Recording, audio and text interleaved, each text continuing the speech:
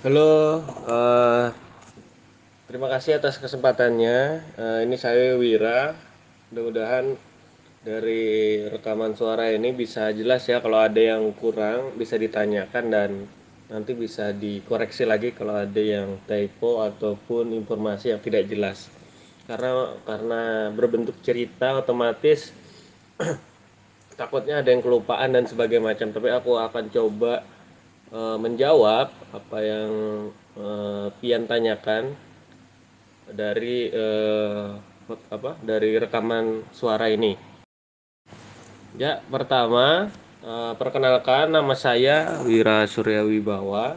Saya mendirikan Sekolah Rakyat Kalteng sekitar tahun 2023 ini di bulan Maret, baru berjalannya di bulan April.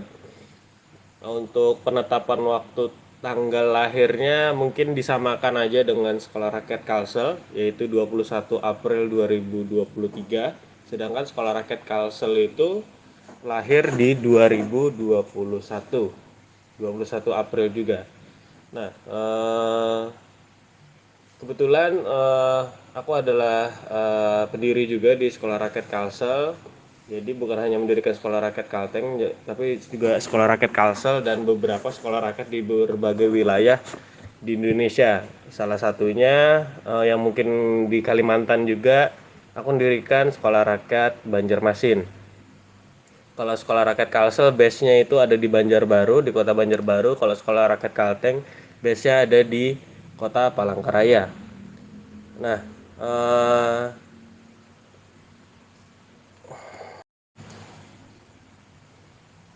untuk Sekolah Rakyat Kalteng, kenapa aku bisa mendirikan kegiatan di Sekolah Rakyat Kalteng? Karena aku pengen adanya gerakan solidaritas pemuda-pemudi yang ada di kota ataupun bisa disebut urban untuk menyelesaikan permasalahan pendidikan pinggiran, marginal ataupun keadaan di mana ketimpangan pendidikan yang terjadi di perkotaan hingga yang ada di desa. Maksudnya adalah latar belakang terjadinya adalah kita mau mendorong adanya kegiatan pembelajaran alternatif. Mungkin sekolah rakyat bisa menjadi pemantik untuk mengumpulkan teman-teman yang bisa jadi relawan pengajar, yang kita sebut adalah guru bangsa. Para guru bangsa ini harus kita dorong, harus kita kumpulkan supaya bisa mengajar di berbagai kesempatan dan waktu. Para guru bangsa ini mereka adalah orang-orang yang sadar. Aku gambarkannya adalah orang-orang yang sadar, mereka peduli dengan lingkungan sekitarnya, apalagi peduli dengan literasi dan pendidikan yang ada di Indonesia. Di guru bangsa ini yang kami sebut di sekolah rakyat, mereka adalah orang-orang yang mungkin tidak kuliah di fakultas keguruan, tapi ada juga relawannya, ada juga di lintas keilmuan. Kalau saya juga pengajar di sekolah rakyat, saya saat eh, ini mendirikan dan beberapa waktu kemarin pernah jadi koordinator ataupun ketua ataupun kita sebutnya di sekolah rakyat adalah kepala sekolah. Aku pernah jadi kepala sekolah di sekolah rakyat Kalsel, Banjarmasin, Kalteng. Pokoknya awal-awal mendirian biasanya aku jadi kepala sekolah dulu untuk eh, aku bikin sistem, aku bikin SOP-nya, mengumpulkan teman-teman. Baru setelah selesai daripada itu, aku pengen sekolah rakyat tuh nggak hanya dimiliki aku seorang, tapi dimiliki oleh semua orang dan harus terus beregenerasi. Terus sekolah rakyat juga punya relawan tadi bisa dibilang dari berbagai macam bidang. Dari berbagai macam bidang, ada yang sudah lulus kuliah, ada juga yang masih kuliah, ada juga yang sekolah, masih sekolah, anak SMK, SMA kita terima, yang kuliah pun juga, yang kerja pun juga, tapi ada syarat mutlak dua syarat mutlak, yaitu muda dan berkomitmen mengikuti kegiatan yang ada. Rencananya adalah kita tidak mengumpulkan guru yang umur di atas 30-an atau yang sudah berkeluarga. Kenapa? Karena mumpung kita masih ada dorongan keleluasaan waktu, mengeksplor diri dan sebagainya macam, ayo diwadahi di sekolah rakyat. Makanya dari berbagai macam latar belakang ada juga teman-teman yang mungkin teman-teman yang dulu sekolahnya cuman pakai C atau dulu saat ini kerjanya ngepang, kemudian mereka nggak dapat ijazah untuk ngajar dan sebagainya macam. Ayo kita kumpulkan untuk ngajar di sekolah rakyat dengan apapun kekurangan kamu, apapun kelebihan kamu, itu adalah sebuah potensi yang bisa mendorong anak-anak untuk belajar. Sebenarnya di sekolah rakyat juga eh, nggak selalu kita pembelajaran tuh dari kita, karena kita menganggap adalah eh, anak adalah maha guru pada lingkungannya sendiri. Jadi kita tuh malah yang belajar kepada anak-anak, dan saat ini juga kita sedang melakukan berbagai macam hal untuk melakukan perumusan materi-materi, silabus, bahkan nanti insya Allah akan jadi kurikulum. Itu pelan-pelan. Upayanya apa? Karena semua anak itu punya potensi, malah kita yang sering belajar dari mereka, malahan kita yang belajar dari berbagai aktivitas mereka. Mereka punya inisiatif dan sebagainya macam, mungkin karena mereka anak-anak ya, jadinya apa yang mereka pikir, apa yang mereka lakukan itu nggak ada norma-norma sosial yang tahu dan sebagainya macam. Akhirnya mereka melakukan eksplorasi yang aku lihat penemuan-penemuan dunia dari para peneliti dunia itu niatnya dari inisiasi anak-anak.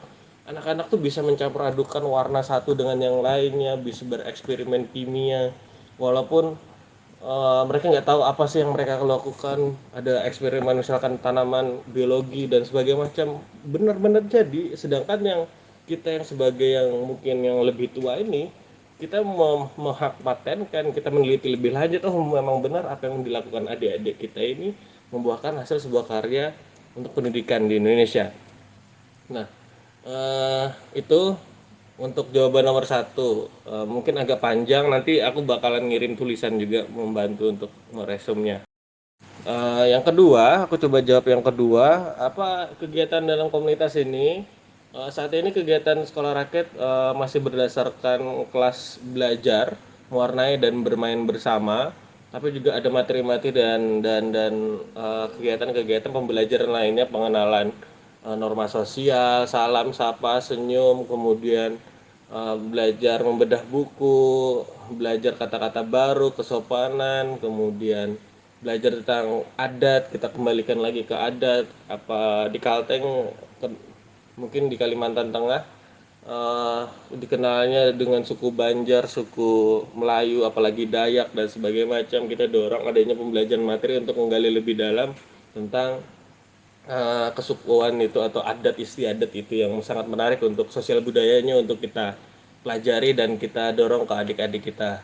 Selain itu juga kita mendorong tentang nasionalisme, mendorong juga tentang pembelajaran tentang permainan tradisional supaya tidak dilupakan, dan berbagai macam aktivitas lainnya bisa dilihat di Instagram Sekolah Rakyat Kalsel, Sekolah Rakyat Kalteng, bisa aja di follow, dan itu bisa jadi referensi bacaan dan rencana kegiatan yang bisa dilakukan kayak gitu. Terus ketiga, selama komunitas ini bergerak, bagaimana Kak Wira dan relawan lainnya melihat literasi kepada sasaran anak-anak yang dikunjungi tersebut? Eh, di sekolah rakyat, alhamdulillah sudah berjalan mau 1 tahun, lebih tepatnya 10 bulan ini. Cukup banyak relawan yang terlibat di kegiatan sekolah rakyat. Kalau dihitung-hitung dari alumni dan yang masih bertahan itu sampai 100 lebih.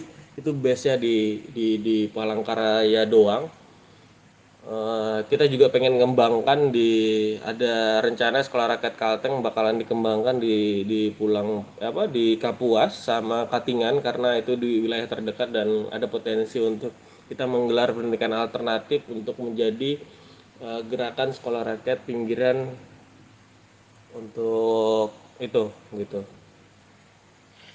uh, Otomatis karena ini adalah pendidikan alternatif, beda dengan kelas-kelas yang ada di sekolah formal. Ada jam waktu sekolahnya dari pagi sampai sore, Senin sampai Jumat atau Senin sampai Sabtu, sedangkan kita di sekolah rakyat hanya menggelar kegiatan di setiap minggu sore di bawah jembatan Kahayan. Nanti bisa cek, teman-teman bisa berkunjung untuk mengikuti kegiatan yang ada di sekolah rakyat. Terus eh, menariknya adalah anak-anak di sana sangat banyak yang ikut.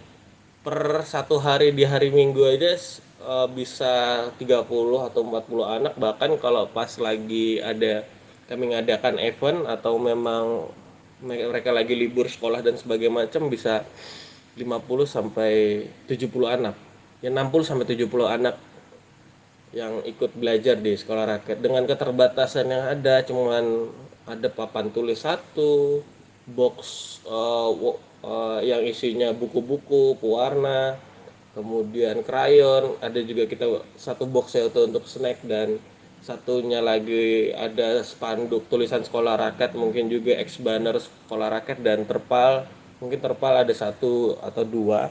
Itu warna pendidikan yang hari ini kita dorong di kegiatan sekolah rakyat.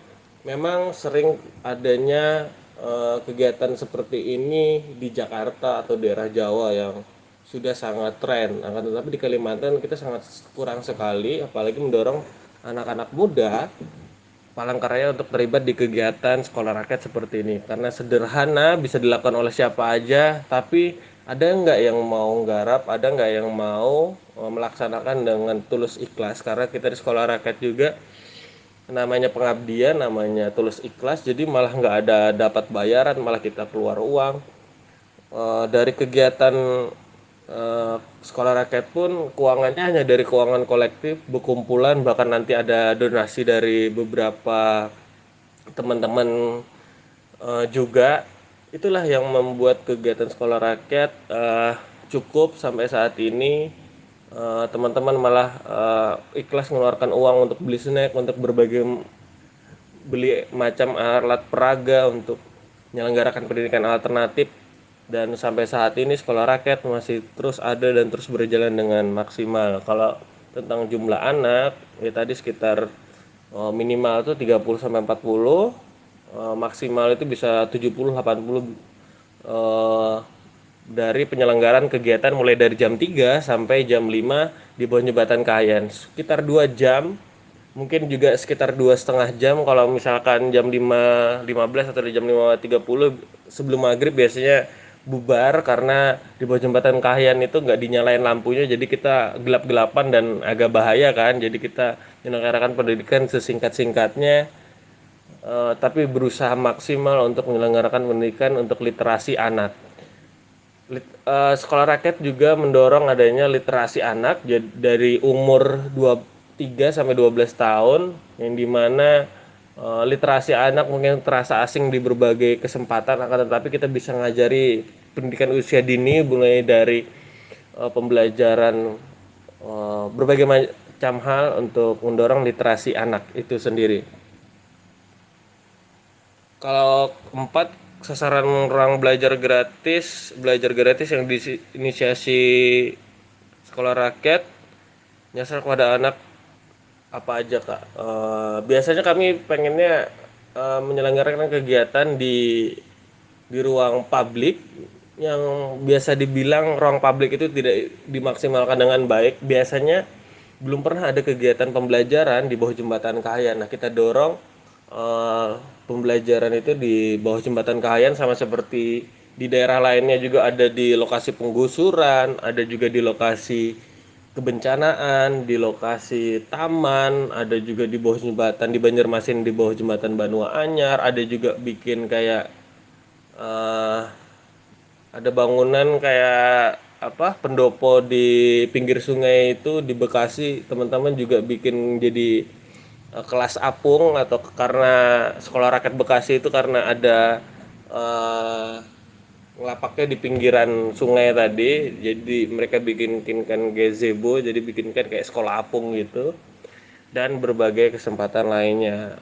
Niatnya adalah kita sekolah rakyat pengen mendorong juga di berbagai kesempatan, bukan hanya di kota tapi juga di desa, untuk menyelenggarakan pendidikannya, yang pastinya kegiatan pendidikan diselenggarakan di tempat yang dalam sekalipun kita pengen seperti itu. Jangan sampai tempat-tempat yang terdalam yang masyarakat selalu anti, masyarakat selalu di situ kampung kumuh dan sebagainya macam. Itu harus diselesaikan. Kami pengennya kampung-kampung seperti itu yang dianggap aneh, dianggap berbahaya, dianggap kumuh dan sebagainya macam. Kenapa uluran tangan pemerintah itu sangat jauh dari mereka gitu. Kita di sekolah rakyat pengennya masuk ke situ, makanya menyelenggarakan pendidikan di ruang-ruang marginal di dalam atau pelosok maupun kota maupun desa. Nah, kemarin juga beberapa kali kegiatan kita melapak di KONI, karena kemarin ada kebakaran di, kalau nggak ada salah, di Pelambayan atau di Pahandut itu kan ada kebakaran. Pengungsi itu ditaruh di KONI dan kita melakukan penyelenggaraan pembelajaran di sana. Nah itu. Terus selama komunitas ini bergerak, apa terlihat perubahan minat literasi pada anak? Tentu saja kami sangat melihat adanya progres perubahan dan sebagainya macam. Dari data anak-anak yang ada di sekolah rakyat tuh sampai sejauh ini dalam 9 bulan terakhir ada sekitar 300 sampai 350 anak yang pernah mengikuti kegiatan di sekolah rakyat. Hampir dari setengah dari anak-anak tersebut mereka selalu continue setiap minggu hadir di kegiatan sekolah rakyat. Walaupun kadang-kadang berjangka ya, ada yang seminggu sekali, ada yang 2 minggu sekali, ada yang 3 minggu sekali, karena kadang-kadang kan orang tuanya bawa ke kegiatan sekolah rakyat pas orang tuanya libur atau bisa ada kesempatan untuk nganter ke bawah jembatan Kahayan, atau memang lagi libur sekolah dan sebagainya macam. Karena identik dari hari Minggu itu kan biasanya waktu-waktu santai ya, kami tidak bisa mewajibkan anak-anak harus tinggal, apa maksudnya setiap hari harus datang, karena terkadang kan ada kendala orang tuanya nggak bisa ngantar transportasi, bahkan ada kesusahan untuk ngantar transportasi dan sebagainya macam, kan banyak ada adanya kendala itu. Akan tetapi dari anak-anak yang sering ikut kegiatan, bahkan ada beberapa anak-anak atau puluhan ya, sekitar 30 anak itu pasti ikut kegiatan sekolah rakyat. Jadi anak-anak apa orang tuanya tuh ngantarkan sampai jembatan yang paling atas, mungkin di parkiran. Jadi anaknya sendiri bawa tas, bawa ATK, langsung aja jalan sendiri. Oh, nanti dititip ke kita, orang tuanya ngawasin sambil dari jauh, atau nanti titip ya, nanti kami orang tuanya jemput di sore hari. Jadi kita melakukan pembelajaran, anak-anak sangat menarik untuk ikut belajar bersama di kegiatan sekolah rakyat. Walaupun memang sangat sederhana, kan tetapi minat belajar untuk anak-anak juga sangat tinggi. Mereka pengen kenalan baru, anak-anak baru dan sebagainya macam. Di sana kan nggak hanya yang mereka yang seumuran ya, yang 3 tahun aja, 4 tahun aja, itu fluktuatif. Ada yang nanti 3, 4, 5, 6, 7, 8, 9, 10, 11, 12 tahun yang ikut di dalam kegiatan. Karena berbagai macam lintas usia tadi membuat kegiatan sekolah rakyat menarik dari sisi pengajaran dan sisi pengajaran dan pembelajarannya. Salah satunya pengajaran yang bisa dilakukan di sekolah rakyat adalah kita melakukan pendekatan personal kepada adik-adiknya. Jadi satu kakak, ada banyak relawan di sekolah rakyat, ada sekitar ya tadi 100-an. Misalkan ada yang hadir cuman 15, jadi satu kakaknya itu memegang satu atau dua anak, ngumpul dekat dia, dia melakukan pendekatan personal. Bahkan ada satu kakak satu anak, untuk melakukan komunikasi, oh apa ada yang kurang dan sebagainya macam. Dari kita pembelajaran secara komunikasi persuasif tadi, anak-anak jadi percaya, anak-anak jadi yakin bahwa kegiatan di situ adalah ruang aman. Nah seperti itu. Untuk final tujuan final dari sekolah rakyat, mungkin tadi sudah ada beberapa yang aku sebutkan ya, tapi mungkin bisa aku tambahkan lagi. Tujuan dari kegiatan sekolah rakyat adalah aku bisa mengumpulkan berbagai macam pihak untuk menjadi relawan, 100 orang dan sebagainya macam, sekaligus menyelesaikan permasalahan. Yang pertama di para volunteer, Untuk kan ada mungkin isu resesi seks, kemudian pernikahan dini, habis itu mereka ada mungkin baby blues, mereka ada takut dengan anak, takut dengan menikah, takut bisa juga kita sambil belajar parenting dan sebagainya macam. Dari kita menerjunkan para pemudi sekalian mereka melakukan kegiatan progresif, mereka juga dapat effort untuk melakukan pengajaran. Oh, saya bisa kok untuk mengajar anak-anak, saya nggak takut dengan anak-anak. Dari latar belakang macam mereka punya sisi pembelajaran dan keunikan masing-masing untuk ngajarin anak-anak, jadi mereka tereksplor diri untuk ngajar anak-anak gitu. Ya karena mereka diterjunkan langsung, otomatis kayak latihan untuk treatment psikologi dan sebagainya macam dengan permasalahan yang aku sebutkan tadi tentang baby blues, tidak takut menikah dan sebagainya macam. Dari situ kayak banyak teman-teman tuh akhirnya terbuka untuk menyadari adanya uh, kesempatan untuk belajar tentang itu, belajar tentang sex education dan sebagainya macam, sambil mereka ngajarin, sambil mereka juga belajar sex education itu penting loh. Kalau kamu dicium oleh sembarang orang, dicubit sembarang orang nggak boleh, apalagi kalau perempuan ya. Ada beberapa norma kalau ke perempuan itu lebih dijaga dan sebagainya macam. Makanya mereka para volunteer sekolah rakyat bisa sangat menyentuh, bisa sangat diterima oleh anak-anak dengan gaya-gaya unik yang mereka miliki masing-masing. Dari situ mereka mengobati dirinya sendiri, melatih dirinya sendiri, bahkan membuat energi positif dari diri mereka sendiri bahwa kehidupan di dunia ini nggak hanya tentang makan, kemudian kerja, kemudian tidur, kerja, tidur, kerja, makan, tidur aja, tapi bisa bermanfaat untuk kegiatan kemasyarakat. Aku selalu mendorong adalah kata-kata dari aku biasanya, eh, hidup itu harus memberikan makna kepada orang. Hidup itu harus memberikan makna kepada lingkungan di sekitarnya. Hidup itu harus bermakna. Jadi jalani hidup dengan semampunya, se apa yang kita bisa lakukan dalam hidup. Jangan sekedar hidup tapi hanya mikirkan makan, bekerja, habis itu tidur lagi dan sebagainya macam. Banyak yang kita bisa lakukan untuk menyelesaikan permasalahan yang ada di lingkungan sekitar kita, bahkan dari apa yang kita bisa lakukan. Kita nggak harus selalu nunggu pemerintah, nggak harus selalu nunggu pihak-pihak yang punya kuasa dan sebagainya macam. Kita juga harus bisa gerak dengan seluruh keterbatasan. Itu mungkin akan bertahap menjadi sekolah rakyat, menjadi mungkin bakalan besar dan sebagainya macam. Nah, aku sangat optimis dengan hal itu. Belum lagi ke anak-anak ya, kita bicara versi anak-anak. Anak-anak bisa belajar tentang lingkungan kemasyarakatan, disentuhkan dengan lingkungan di sekitarnya. Oh, ada tanaman, oh ada pensil warna, oh ini ada pengetahuan dari pendekatan personal yang dikasih. Jadi kedua belah pihak sangat mendapatkan uh, pendidikan dan pengajaran yang efektif.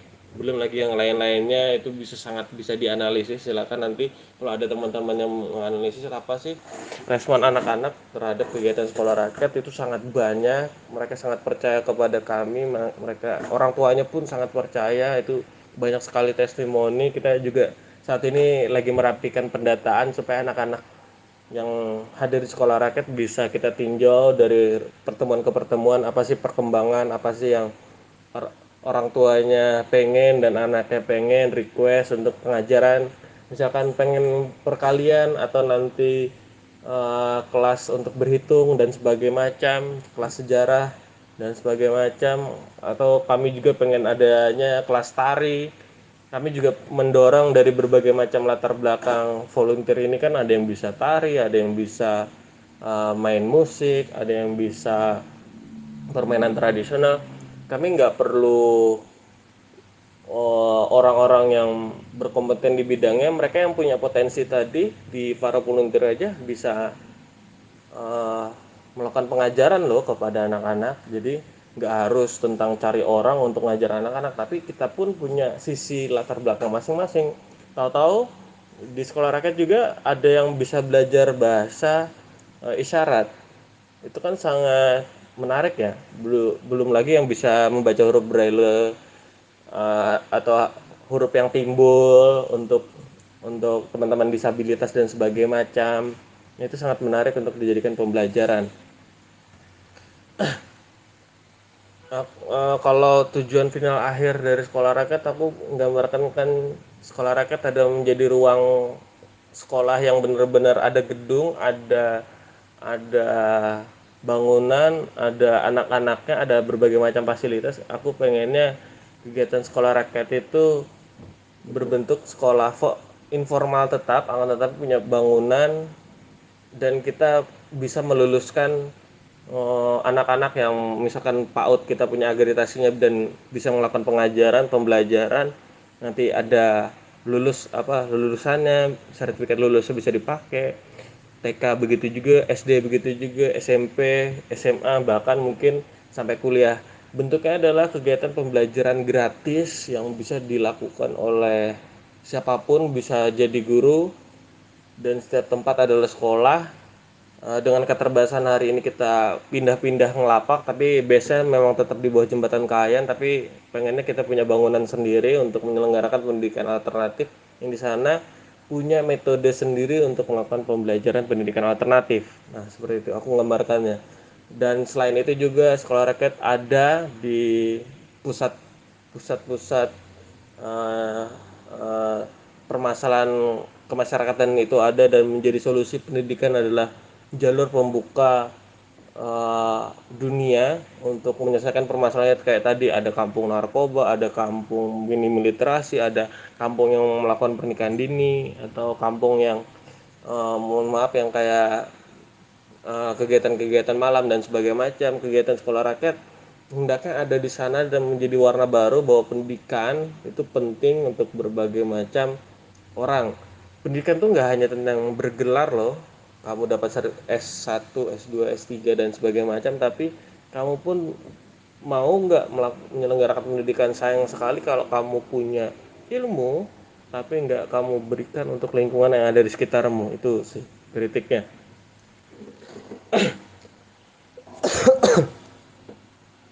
Nah, begitu. Mungkin yang terakhir, kayaknya peningkatan jumlah anak-anak sangat terasa sekali. Dulunya di sekolah rakyat mungkin hanya sekitar 10, 20 anak per minggu, akan tetapi bisa sampai 30, 40, 50, 60, bahkan 80 satu hari, dengan cuman pembelajaran efektifnya mungkin sekitar 2 jam, mulai dari jam 3 sampai jam 5.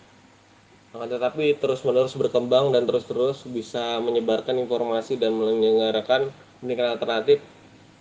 Kita juga di sekolah rakyat pengennya membawa semangat ini, dan para volunteernya juga membawa semangat ini untuk bisa ke daerah-daerah. Makanya di sekolah rakyat ada kata syaratnya muda dan berkomitmen mengikuti kegiatan. Mudah-mudahan mereka yang setelah merit, nikah, ataupun balik ke kampungnya karena memang ada yang kuliah dan sebagainya macam, bisa menyelenggarakan pendidikan alternatif di daerah asalnya, kompleknya, desanya, kota kabupaten asalnya, mungkin sangat jauh akses dan sebagainya macam. Semangat ini, pembelajaran ini bisa memantik kamu kok bisa bikin komunitas sendiri atau tetap terjaring sama kegiatan sekolah rakyat. Yang penting itu kamu mampu dan berani menyelenggarakan pendidikan alternatif dengan seluruh keterbatasan, dengan seluruh SDM ataupun fasilitas yang ada, akan tetapi kamu membawa semangat. Pendidikan harus bisa menjadi jendela atau cahaya perubahan di negeri ini. Begitu dari saya sebagai selaku pendiri, selaku kepala sekolah di sekolah rakyat. Dan daripada itu aku pengen selalu menjadi manusia yang bermanfaat di lingkungan sekitarku. Tapi juga aku orangnya memang bisa dibilang sederhana. Aku orangnya jarang tampil di media dan sebagainya macam. Aku pengen dorong adik-adik saya yang misalkan diwawancarai, di apa ya, dikasihkan kesempatan untuk berbicara dan sebagainya macam. Mungkin kesempatan ini aku bisa ngambil pertama, tapi selanjutnya aku pengennya dorong ke adik-adik, karena aku nggak pengen jadi orang terkenal, nggak pengen jadi orang yang selalu dapat sertifikat penghargaan dan sebagainya macam, tetapi pengen bermanfaat untuk di lingkungan di sekitarku. Semakin orang banyak yang nggak tahu tentang aku, semakin bagus. Tetapi di media, maksudnya secara masyarakat, sebagai motivator dan sebagainya macam, aku pengen jadi orang yang sederhana, bisa berdampak kepada orang-orang sekitarku, nggak hanya tentang melihat di TV, layar kaca dan sebagainya macam, tapi harusnya apa yang kita katakan hari ini, kita harus komit, jangan membesar-besarkan apa yang kita lakukan, tapi kita komit bicara sedikit tapi yang dilakukan besar. Bisa juga yang kita bicarakan banyak tapi yang kita lakukan juga banyak.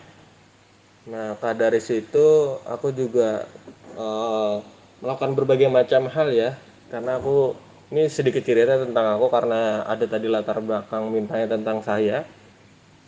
Hari ini di Palangkaraya mungkin aku bekerja sebagai advokat atau pengacara dalam 1 tahun terakhir ini. Sebelumnya di Kalimantan Selatan bangun sekolah rakyat, aku jadi pelatih pramuka, pelatih paskib, jadi event organizer, mungkin juga jadi peneliti, penulis, bikin berbagai macam karya bersama teman-teman. Hari ini aku melakukan riset, aku melakukan gerakan di berbagai macam isu yang ku urus, mulai dari buruh. Aku bikin kegiatan di buruh, aku bikin kegiatan di serikat petani dan bikin serikat petani Kalsel, bikin juga gerakan di seputar mahasiswa, bikin organisasi kampus. Dulu aku juga berkutat di organisasi kampus dan sebagainya macam.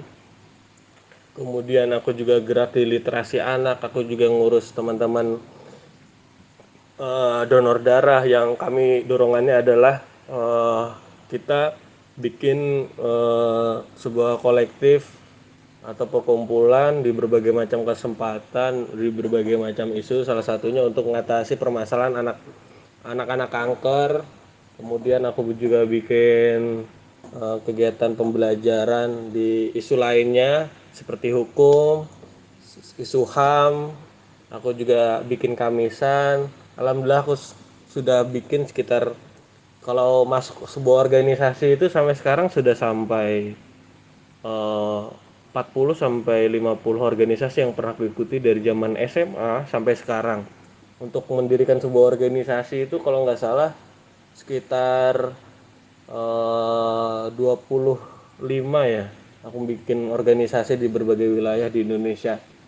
Mulai dari lingkungan, iklim, buruh, petani, hukum, HAM, ngurusin donor darah, kanker anak, kemudian literasi pendidikan. Aku bikin juga perpustakaan jalanan, bikin juga sekolah rakyat untuk literasi kepada anak, kemudian melakukan berbagai macam kampanye untuk mendorong isu-isu sosial, bikin koran rakyat yang kita biasa distribusikan ke berbagai macam gerakan-gerakan marginal, yang kita bagi bacaan-bacaan untuk kita punya perspektif sendiri untuk menilai negara ini. Dan tulisan-tulisan saya dan teman-teman itu kita distribusikan bukan secara umum tapi eh, kepada masyarakat-masyarakat untuk membangkitkan bahwa melek kepada isu politik, melek kepada isu pemerintahan dan sebagainya macam, kita harus mengkritisi, melakukan perubahan mulai dari isu iklim, jangan sampai kita tenggelam, kemudian HAM dan sebagainya macam. Itulah aktivitasku di berbagai macam kesempatan, kegiatan, dan itu menjadi diriku yang menarik.